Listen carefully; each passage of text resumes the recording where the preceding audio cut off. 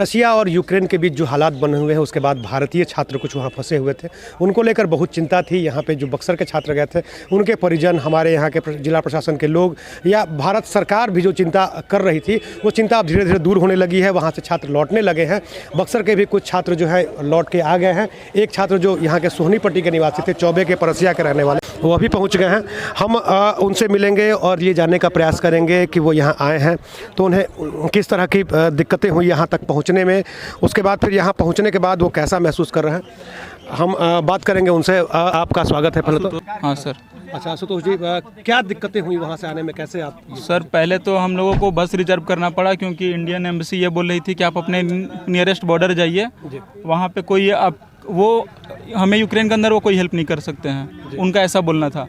तो फिर ये हमने अपने रिस्क पे वहाँ से बस बुक किया, फिर हम आए वहाँ पे सीरत बॉर्डर तक, जो रोमानिया और यूक्रेन का बॉर्डर है। वहाँ पे हमें कुछ 8 से 10 किलोमीटर पैदल चलने पड़े। फिर उसके बाद हमें 17 से 18 घंटे लाइन में लगने पड़े। वहाँ पे स्नोफॉल हो रही थी। वहाँ पे इंडियन एम्बेसी का कोई अरेंजमेंट नहीं था। वहाँ पे 6 से 7 हज़ार बच्चे लाइन में लगे हुए थे, तो हमारे लिए बहुत डिफ़िकल्ट था। कुछ बच्चे थे जो वहाँ पे 3 से 4 दिन तक लाइन में लगे हुए थे, तो सिचुएशन बहुत क्रिटिकल था। कितने लोग चक्कर खा के गिर रहे थे, हाइपोथर्मिया हो रही थी, ओपन शॉट गन फायर हो रही थी बॉर्डर पे, 10 से 15 ओपन गन शॉट फायर हुए। तो वहाँ पे हमें लग रहा था कि कोई होना चाहिए इंडियन एम्बेसी का जो हमें हेल्प करे। वहाँ पे हम हेल्पलेस फील कर रहे थे। और उसके बाद जब हम रोमानिया क्रॉस किए, फिर वहाँ से इंडियन गवर्नमेंट का सारा अरेंजमेंट था। उसके बाद से इंडियन गवर्नमेंट ने हमारा पूरा ख्याल रखा है। अच्छा, वहाँ से जो आप आए हैं उसका किराया वगैरह सब इंडियन? हाँ, वहाँ से सारा किराया, रोमानिया से यहाँ तक का सारा खर्चा इंडियन गवर्नमेंट ने उठाया है। सारी अरेंजमेंट उनकी बहुत अच्छी थी। बिहार सरकार ने कहाँ से मदद? बिहार सरकार ने हमें दिल्ली से मदद किया, दिल्ली से पटना और पटना से हमें यहाँ तक।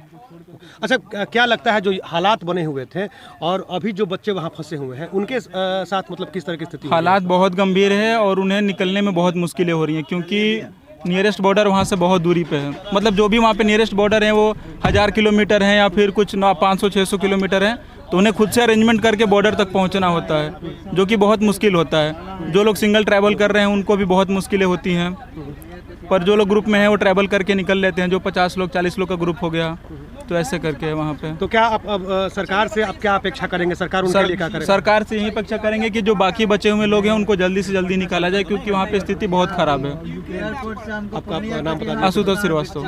आशुतोष जी हमारे साथ थे। उन्होंने कहा कि जो स्थिति वहाँ पे बनी हुई है वो बेहद गंभीर है और सरकार को चाहिए कि वो मदद करें। उन्होंने बताया कि भारत सरकार ने किस प्रकार इन्हें वहाँ से निकलने के बाद, रोमानिया बॉर्डर पे आने के बाद मदद की और कैसे दिल्ली पहुँचाया और दिल्ली से फिर किस प्रकार बिहार सरकार ने उन्हें यहाँ तक ले आया। हम इनके परिजन से ही बात करेंगे और जानने की कोशिश करेंगे कि किस प्रकार उनका बच्चा, उनका लाल जब यहाँ से बाहर गया था तो उन्हें कैसा महसूस हो रहा था, और आपको बताएंगे। चंद्रकांत निराला, बक्सर टॉप न्यूज़ के लिए।